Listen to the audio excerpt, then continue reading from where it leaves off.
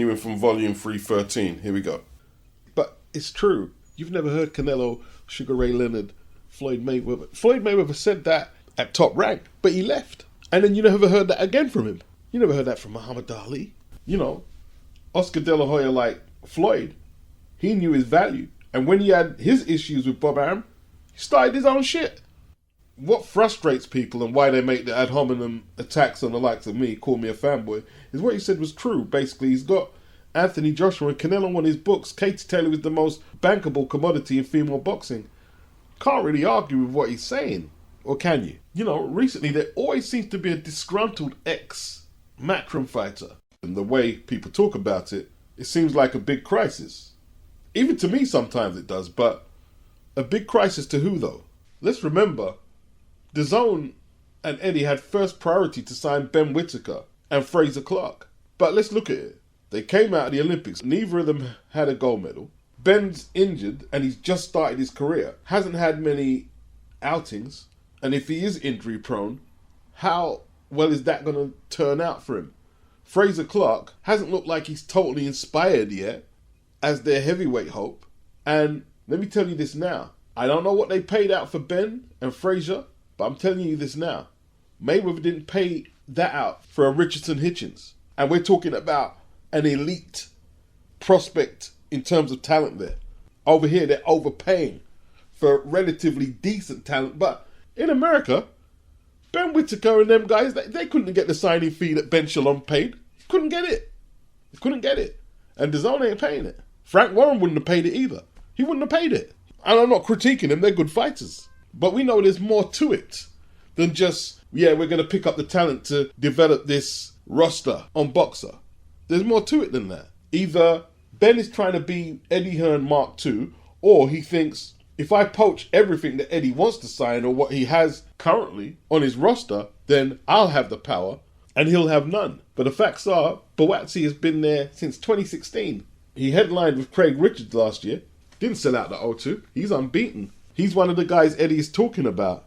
You're not selling a whole load of tickets. Relative novices like Johnny Fisher sell a whole load of tickets. I would imagine that the number of tickets sold for Craig Richards versus Buatsi was relatively evenly spread. Because I'm not sure if Buatsi is more popular. Craig fought for a world title and did pretty well.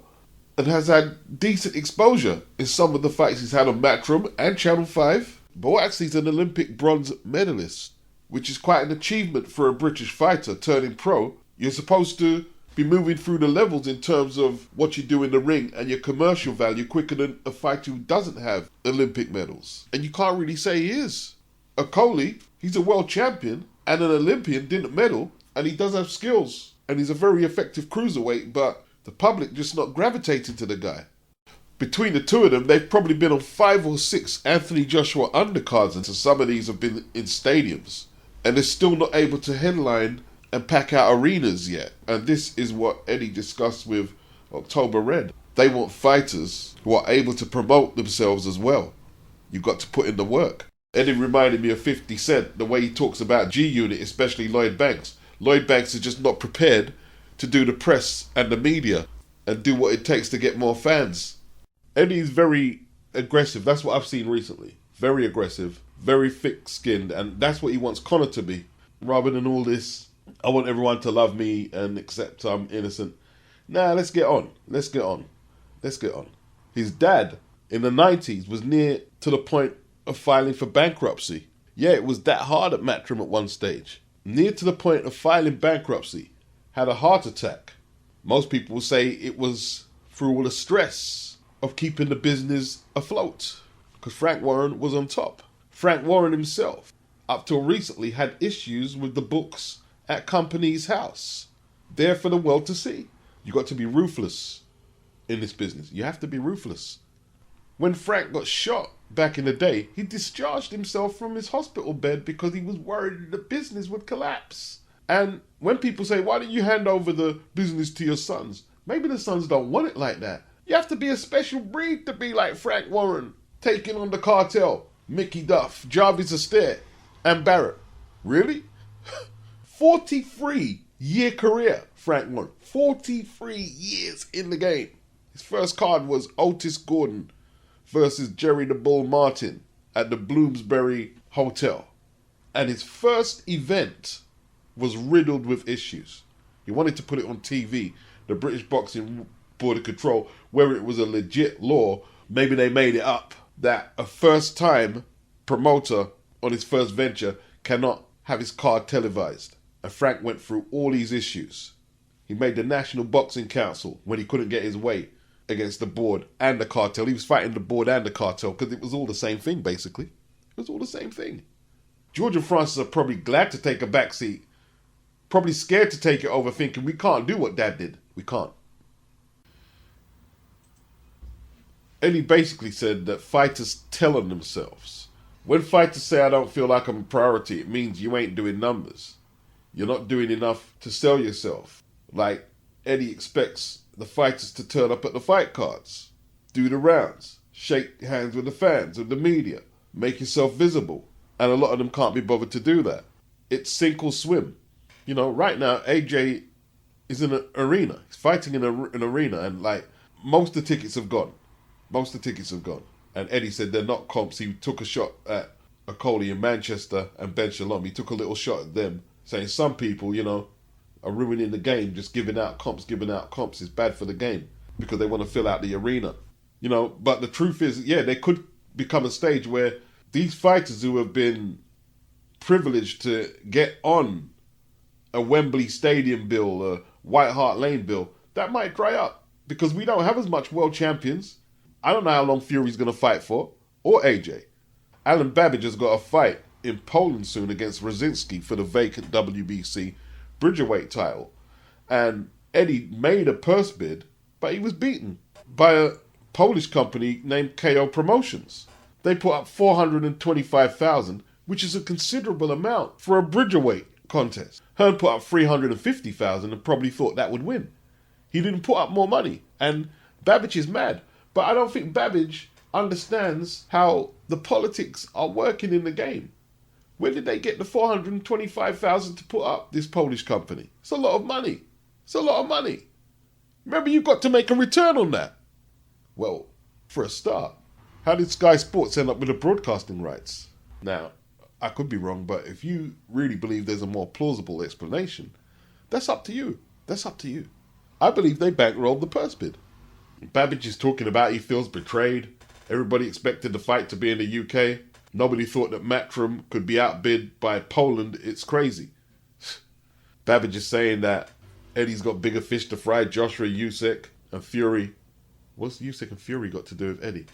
I think I kind of fell off in the third plan. The game is a dirty game. I don't expect anyone to love me just for being me and having a bald head. He said he's hurt. He thought the fight would be in the UK, but it's not.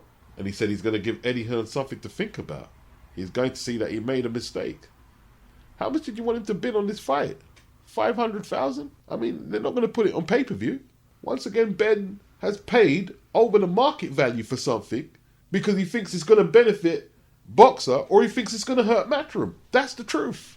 And I don't know if Babbage is genuinely mad or if they're getting him to come out and talk some crap like Boatsi and Okoli. I don't know. Because look, promoters lose purse bids all the time. But when do you see the boxers coming out slagging off the promoter because he lost the purse bid like Babbage is doing? So it sounds to me like all these guys who have been in situations with Eddie recently and have ended up at Sky, they've all had something negative to say about Eddie. Is that part of the deal to get the Sky money? You have to throw a few shots at Eddie? Perhaps it is. And if I was a boxer, I'd probably throw a few shots if they're going to put a few extra pounds in my pocket. Why not? Eddie's a big boy, he can take it. You see, if Oscar Rivas had the belt, the Bridgerweight belt still, he's retired now. But if he was defending against Rosinski, I don't believe Ben Shalom makes a bid, a $425,000 bid for that fight, to put it on Sky. Why? Because it's not good business. You see, when unknown quantities like KO Promotions win big purse bids, don't be just thinking, oh yeah, they won it. No, there are third parties involved in boxing. When you see Marv Nation billing $1 million plus for Prograis versus Zabeda, and you don't have a network deal, what else could it be but a third party? Whatever their motives are, what else could it be? The Tooth Fairy? Eddie responded, and he was like betrayed. We lost the purse bid. Like, if you listen to the language that Babbage is using, it sounds rehearsed. Like some of the other fighters who went over there, it sounds rehearsed, pre-scripted. You lost the purse bid. No one was betrayed. Eddie said it's a business. I love Alan Babbage, but we bid what we believed was the value of the fight. There was only two bidders, the Polish promotional company and us. I mean, why did a Polish promotional company bid for the fight only to give it to a British television network to broadcast? There was only two bidders, the Polish promotional company and us. Eddie said if they hadn't turned up, they could have bid 50,000. Take that with a pinch of salt, because there's always a minimum on how much you can bid on a fight. But he's just saying, as an example, like with Zach Parker and Demetrius Andrade, Frank obviously didn't want to stage the fight. So this time around, he made a minimum bid on the second purse bid between Zach Parker and Demetrius Andrade, which would have gave Andrade significantly less than the first bid that Frank made, because he didn't want to make the fight. Frank bid the minimum he could bid on the fight because he didn't want to make the fight. And what Eddie's saying is true. If there was no other bidder, they would have got the minimum purse bid that you could bid for a WBC Bridgerweight fight, whatever that is. They would have got the minimum. So Eddie said, we drove that bid to the value it was. He's making good money. And that is true. That is true. So that's a strange situation. You know, it would be like Deontay Wilder saying, I feel betrayed that I have to go over to Russia to defend my title against Alexander Povetkin back in the day, when Ryabinski won the purse bid. The fight never went ahead. I'm just making an example. I don't know what is happening at Sky and Boxer. Maybe they're saying, well, we helped build the likes of Babbage for most of his pro career fights. Why should we lose him as an attraction? Because Babbage is an attraction. People like watching him fight. Not on a mainstream level, but he's become a little bit of a cult hero. To be honest, I would have loved to have had that fight on DAZN, but Sky have got it. And this is what we have to look forward to in the next few years, is MATCHROOM versus Boxer. If Rosansky beats Babbage, what's Ben Shalom going to do with Babbage? What are you going to do with him? Perhaps feed him to Fraser Clark? You're 425 grand down. But we'll see. April the 22nd, Davis versus Garcia will be shown live on DAZN and Showtime pay-per-view in the US, although a UK broadcaster has not yet been confirmed. But Ryan Garcia's last three fights have been shown on DAZN in America. I thought automatically, if it's going to be streamed on DAZN in America, that they'll stream it on pay-per-view in the UK too. But it's up for bids. It's up for bids. $84.99 for Gervonta Davis versus Ryan Garcia. $84.99. Is that a record? Have you ever paid out more for a pay-per-view? A boxing event over there? I would have thought not. There's not even a sanctioning belt on the line for this fight. Well, we're going to see how big these two are. They're calling it a super fight, and if that's how you choose to see it, I'm not here to argue with you. I've already made my pitch where I stand on that. But we will see their commercial value with that pay-per-view pricing. We'll see. We will see. Will DAZN get it? Will BT or Sky go for it? Or will it end up on the Fight Network in the UK? I don't think it really bothers the hardcore British boxing fans where it ends up, as long as they get access to purchase it. Could even be on ProBox. So Tank Davis versus Hector Garcia, that was $75. Caleb Plant versus Benavidez, that was $75. That's $150. Tank versus Ryan is $85. That's $230 plus. Canelo versus John Ryder, I would assume, is going to be no less than $75. And that's the schedule from January to April of 2023. 4 months into the year. That's $300. It's quite a bit of money. It is quite a bit of money. By the end of the year, across the pond, they could be talking having to fork out at least near up to $1,000 worth of pay-per-view fights for the year. I hope they get Crawford and Spence amongst that sum they're pitching up for the year. This 4 months into the year. It's a lot of money. It is a lot of money. But how sustainable are these prices? Like, Wilder has come out defending his low numbers against Robert Helenius late last year, where he done 75,000, saying we can't do numbers if everyone is pirating the pay-per-views or streaming them. That's why the numbers are so low, and they're going to stay low because everyone is stealing them. Fighters work very hard and risk their lives for others' entertainment, so let's get some respect. Let's watch these fights and pay for the pay-per-views. If you can't pay for it alone, then double up. Let's team up with our money and come together. Is that why the Andy Ruiz fight broke down? They just didn't see a way to make it mathematically possible. And look, there's some truth to what he's saying. Look, it wasn't a match people wanted to see, talking about the HELENIUS fight. So it was never going to do massive numbers, even without piracy. But, you know, when people are talking about Tank and Ryan doing $1 million, I really don't see it. I don't even see Crawford and Spence doing $1 million. What Wilder didn't mention is the exorbitant prices compared to the UK that they pay for pay-per-view. It's a lot of money. You know, the financial crisis isn't restricted to the UK. Paying out for food, electric, gas as they call it across the pond, petrol over here. People just ain't spending as frivolously as previous. Saturday's approaching, 1st of April. AJ, first time since 2016, is not on the pay-per-view platform. Takes on Jermaine Franklin at the O2. Both men have been known to counterpunch. AJ's the bigger man. So I guess it could come down to who can smoke who out of the rabbit hole first. Franklin has been boxing since he's 11, so that's longer than what AJ's been boxing. But AJ has more experience at a higher level of competition, and he's older. Jermaine Franklin has lost a lot of weight. Is he planning to be mobile? He didn't have the quickest feet against Dillian, from what I remember. I don't know what weight AJ is going to come in at. I haven't got a clue. They say Derek James is a hard taskmaster. And, you know, if he's training harder than what he's used to, and it's his first camp doing that, he's 34 years of age now. Well, no, he's 33 going on 34. How will his body react to that is the question.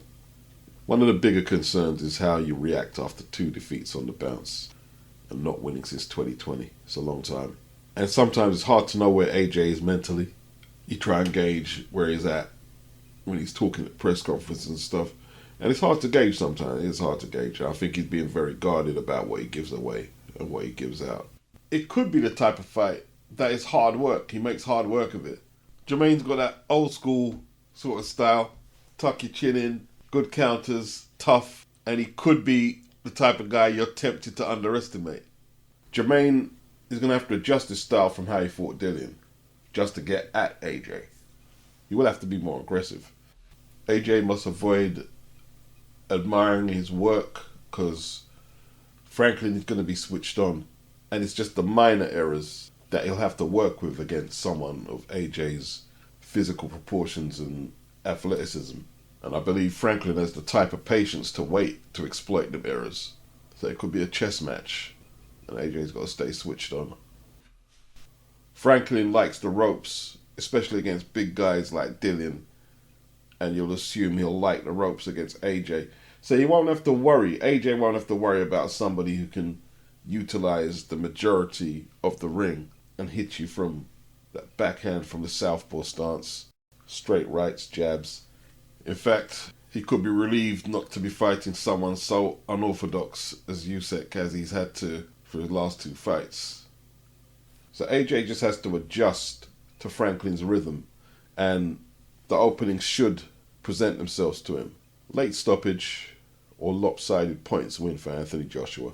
He and Eddie will be hoping for something more spectacular that they can present to the sporting world, that they're back and they're ready for all the big fights and they're ready to fill up stadiums again. But this is boxing.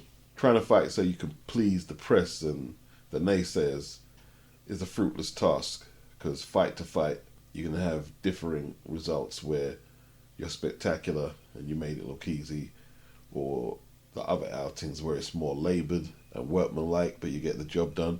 If AJ can strike a balance between the two, he'll be alright. He'll be alright. I want to see him work his way into the fight, double up that jab, take whatever Jermaine gives him, methodically break him down, dominate the ring centre without being too reckless. I don't think Jermaine liked some of Dillian's body work, and if AJ was a very good body puncher and doesn't utilise it as much as he should, if he can get downstairs, take some starch out of Jermaine's legs, AJ should be able to get the win. He should be able to get the win. Don't want to look too far ahead of that. You really don't. I don't want to see Dillian White after Jermaine Franklin. I've seen that already, and AJ knocked him out. Wilder, Joyce is where it has to go. They might want to take maybe easier fights, if you like. Not saying Dillian is easy, but we've seen that fight already. They might want to rehabilitate AJ some more. But you'd have to say, if that's the case, Eddie is only playing lip service to rehabilitating him. Because if he gets the Fury fight after the Jermaine Franklin fight, well, what happened to giving him a few more fights to get his confidence back? So I want to see the big fights. These guys are in their mid-30s now. AJ's going to push on to extend his legacy. He doesn't have time to wait around. Neither does Wilder. Fury as well. Joe Joyce. These guys don't have time to wait around. We need these fights now.